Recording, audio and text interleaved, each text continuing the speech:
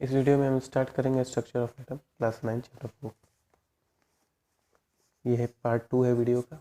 इससे पहले पूरा इंट्रोडक्शन दिया था मैंने, तो उस वीडियो को देख लें।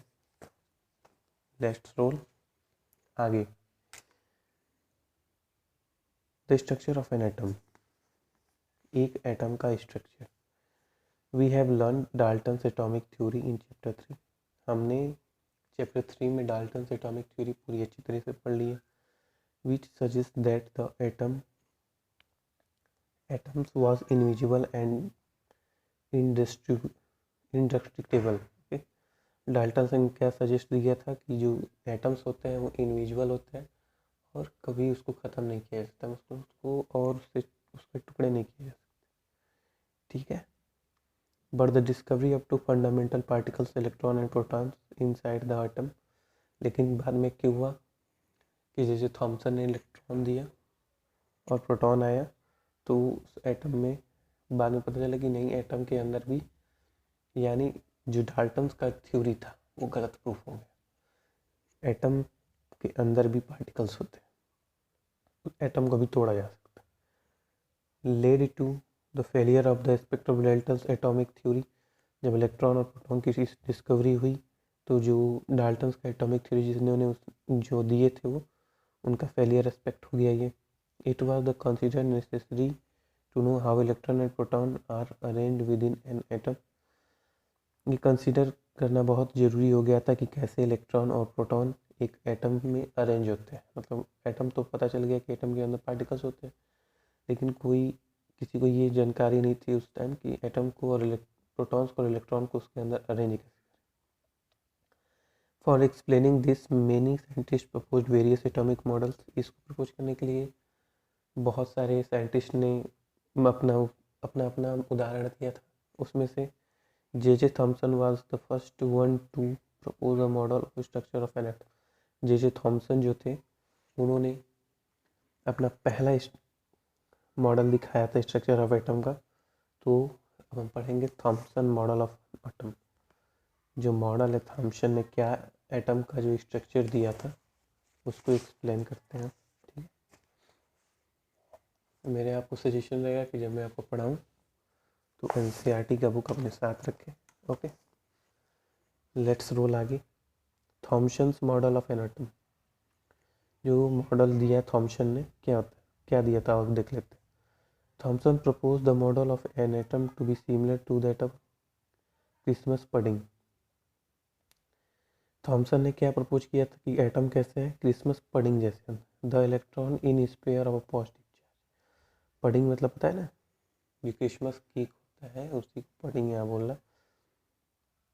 The electron in a sphere of positive charge where like currant. ठीक, dry fruits in a spherical Christmas pudding. We can also think of an watermelon. Christmas pudding को देख इन्होंने बताया वाटरमेलन जैसा बताया। The positive charge in atom is spread all over like the red edible part of the watermelon. जो positive charge है जो watermelon में हम देखते हैं जिसे हम खाते हैं, रेड वो पॉजिटिव चार्ज है। while the electron are the studied in positive charge sphere, studied in positively charged sphere like the seed in the watermelon। जो वाटरमेलन में ब्लैक सीड होती है वो इलेक्ट्रॉन है और जो रेड पार्ट है वो प्रोटॉन है। मतलब इन्होंने एक मॉडल दिया, बता रहे थे कि क्रिसमस पडिंग या वाटरमेलन को हम लेके चलते हैं पहले। ठीक है। वाटरमेलन में इन्होंने क्या बताया कि जो रेड पार्ट होते हैं, ऑल पार्ट इज रेडेड। ठीक, तो इसमें जो ब्लैक पार्ट होते हैं वाटरमेलन में, जो रेड पार्ट्स होते हैं वो प्रोटॉन्स होते हैं, इन्होंने बताया था मॉडल। और जो ब्लैक वाले होते हैं वो इलेक्ट्रॉन्स होते हैं। ठीक है।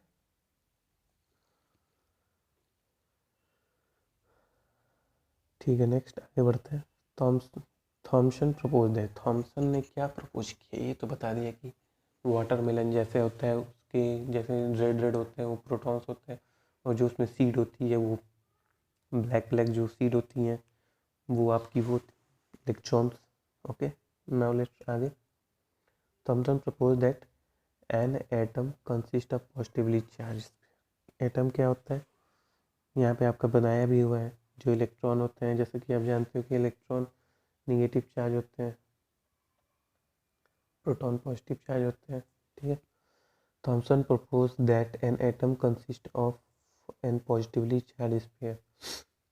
थॉमसन ने ये प्रपोज किया कि जो एटम होता है वो पॉजिटिवली चार्ज स्फीयर जैसा होता है, मतलब वो जो चार्ज कंटेन करता है उसका ना पॉजिटिव चार्ज स्फीयर होता है। And the electron are embedded in it.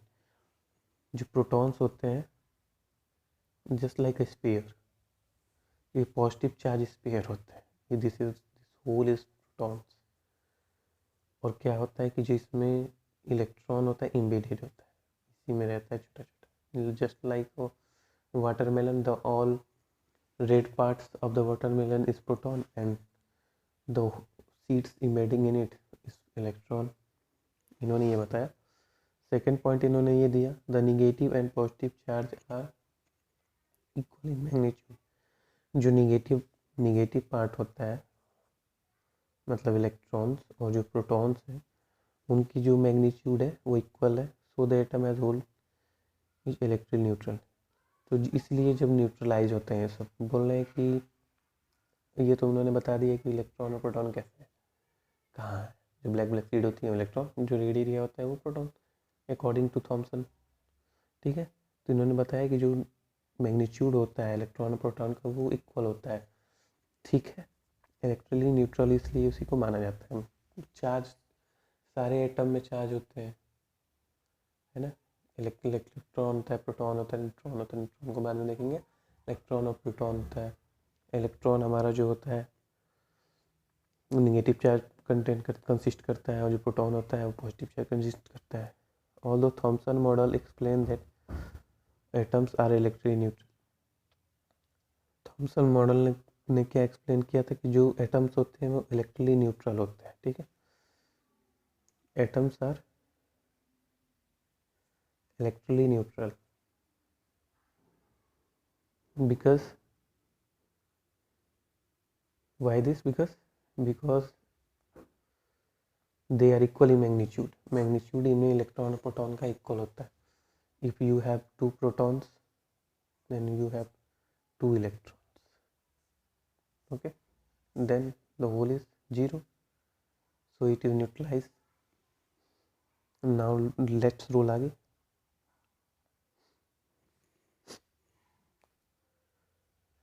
ठीक है, अब आगे देखते हैं। The result of experiment carried out by the scientist could not be explain by this model. जितने भी परिणाम हुए, जितने भी एक्सपेरिमेंट किए गए, अदर साइंटिस्ट ने किया, इस तरह किसी ने मॉडल नहीं बताया था, इसने कोई एक्सप्लेन नहीं कर पाया।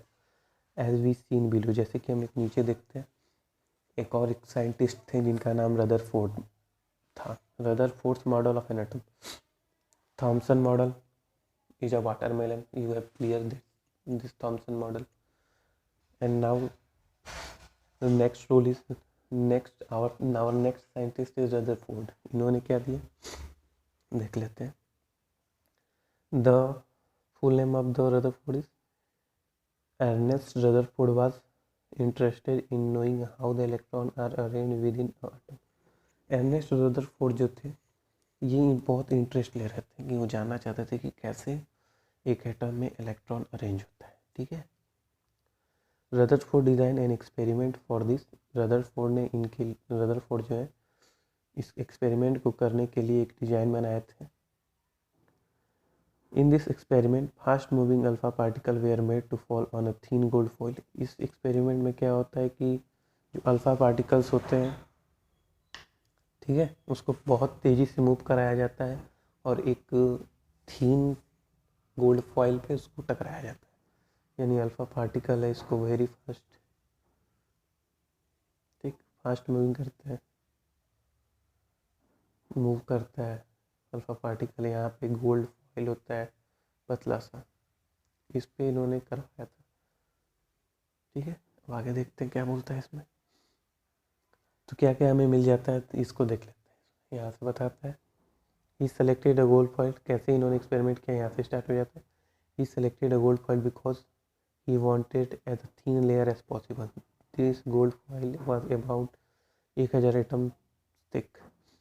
मतलब बोल रहा है कि अगर आपसे क्वेश्चन पूछ दिया जाए कि रदरफोर्ड ने एक्चुअली में गोल्ड फॉइल ही क्यों लिया था, क्योंकि उनको क्या चाहिए था, सबसे थिन लेयर वाली, जितना भी सबसे पतला होना चाहिए। मतलब उनके एटम जो होते हैं, मान लो आपके पास आयरन है और गोल्ड है, ठीक है, तो आपको पता है कि इसमें ज़्यादा एटम्स होते हैं और इसमें कम होते हैं, ठीक है। ठीक ठीक, मतलब समझ रहे हो, यानी कि इन्होंने जो फॉइल लिया था बस उसमें एक ही एटम है, समझ रहे हो ना। मतलब ये जो फॉइल लिए हैं इसमें बस एक एटम, यहाँ यहाँ बस एक एटम जहाँ पे इम्प्रेस्ड हो, मतलब कि इस एटम के बाद दूसरा एटम इम्प्रेस्ड ना हो, ठीक। लेयर लिया था इन्होंने, थिन लेयर गोल्ड का। नेक्स्ट है alpha particle are doubly charge helium ion. जो अल्फा पार्टिकल क्या होता है, ये जो हमारा अल्फा पार्टिकल था, this is alpha particle, doubly charge helium, helium gas पे 2+ होता है, इसी को हम अल्फा चार्ज बोलते हैं।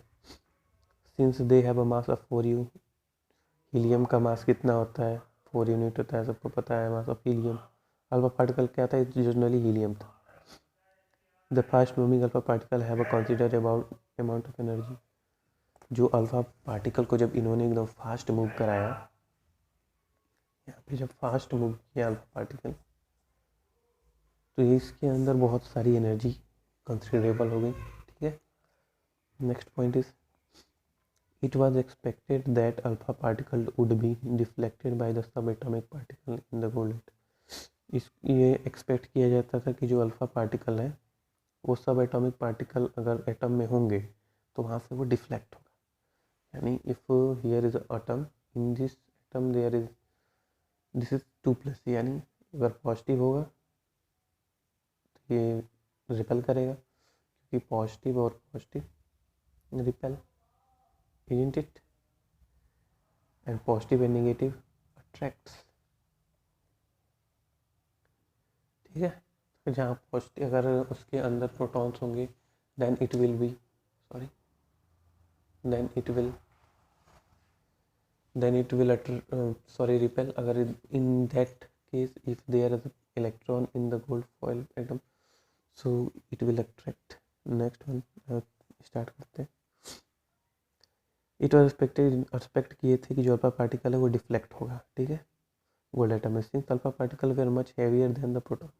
अल्फा पार्टिकल क्या होता है कि प्रोटॉन से ज़्यादा ही, प्रोटॉन से ही बहुत ज़्यादा भारी होता है। He not expect to see large deflection, तो वो लार्ज अमाउंट का डिफ्लेक्शन नहीं देख पाए, ठीक है। नेक्स्ट पेज पे आगे बढ़ते हैं।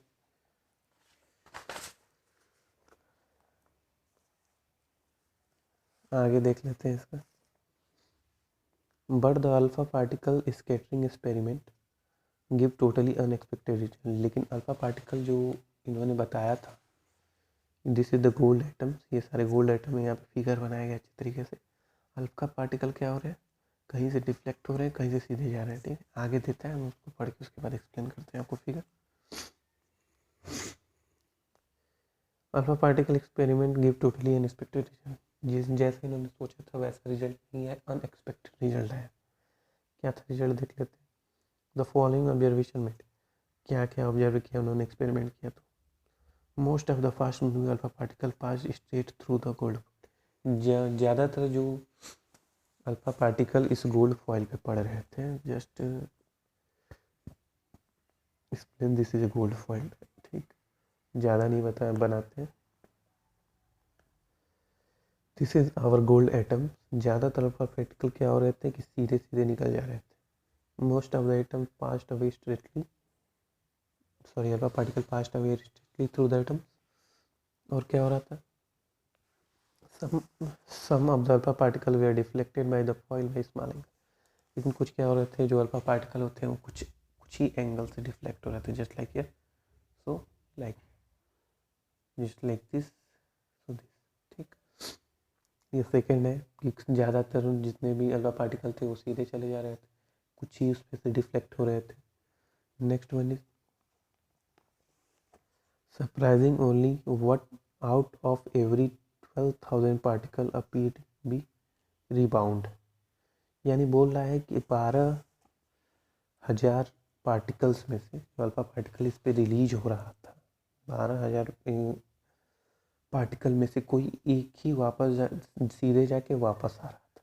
ठीक है, यानी यहाँ से अल्फा पार्टिकल, नेक्स्ट पेज देख लेते हैं। इस वाले का एक्सपेरिमेंट ये है कि ये हमारा एटम गोल्ड फॉइल का एटम है, तो 12,000 में से कोई एक ही यहाँ जाता है और यहाँ से फिर वापस आ जाता है। तो वैसे तो तीन पॉइंट इन्होंने बताया था सिंपली। ज़्यादातर क्या होते हैं कि पार्टिकल सीधे मूव एकदम आर पार चले जाते हैं गोल्ड फॉइल के। कुछ होते हैं जिसमें से हल्का सा छोटे एंगल से डिफ्लेक्ट हो जाते हैं। ठीक, और फिर तीसरा इन्होंने पॉइंट किया कि 12,000 पार्टिकल में से कोई एक ही जाता है और रिटर्न वापस आ जाता है। ठीक है, और नेक्स्ट पढ़ते हैं। In the words of Rutherford ने क्या बोला था? This result was almost as incredible as if you fire a 15-inch shell at a piece of tissue paper and it comes back and hits you. बोल रहा है कि अगर एक इनक्रेडिबल रिजल्ट था इनके लिए, अगर तुम 5 इंच का सेल को अगर एक पीस ऑफ टिश्यू पेपर पे अगर जलाते हो तो उसमें से कुछ वापस आएंगे और कुछ तुमको हिट कर देंगे। यानी बोल रहा है अगर तुम सेल को बंद करते हो एक पीस ऑफ पेपर पे, ठीक है, तो इसमें से क्या होगा, कुछ एंगल ऐसे ऐसे छटकेंगे और कुछ मान लो आप यहाँ पे जला रहे हो, this is you, this is not figure but assume that this is you, तो इसमें से क्या होगा, एक तुमको आके हिट कर सकता है। बस इनका यही बोलना था। ये है उनके बारे में, इनके बारे में हम बाद में देख लेंगे। आगे पढ़ते हैं। Let us think of an activity in open field to understand the implication of this experiment. Let a child एक एक्टिविटी करते हैं फील्ड में, ठीक है, खुले field. Let a child stand in front of a wall. एक wall है, ठीक, उसके सामने एक बेचारे छोटे से बच्चे को खड़ा कर देते हैं। ठीक, ये उसकी आंखें जो है वो क्लोज है, तो आंखें तो दिख ही नहीं रही हैं, तो आंखें इसकी क्लोज है। ठीक है, let him throw stone at the wall from a distance. क्या बोल रहा है कि इसको बोलो कि तुम भैया यहाँ से पत्थर उठाओ और कुछ स्टोन इस पे फेंको। ठीक है, दीवार पे थोड़ी सी डिस्टेंस है, मान लो इसका डिस्टेंस है। ठीक, he will hear a sound when each stone strikes. तो क्या होगा कि जब जितने भी स्टोन, प्रत्येक स्टोन अगर उस दीवार पे टकराएंगे तो आवाज़ सुनाई देगा उसे, है ना। If he repeat this 10 time, अगर वो 10 टाइम रिपीट करता है, फेंकता जाता है 10 टाइम, 10 टाइम फेंकता रहा, रिपीट कर रहा है, मतलब जनरली एक बार फेंका तो एक बार, वैसे 10 बार फेंक दिया, ठीक, तो क्या होगा, he will hear the sound 10 times. तो 10 बार फेंका तो 10 बार आवाज आएगा। Sorry, but if a blind folded child were throw the stone at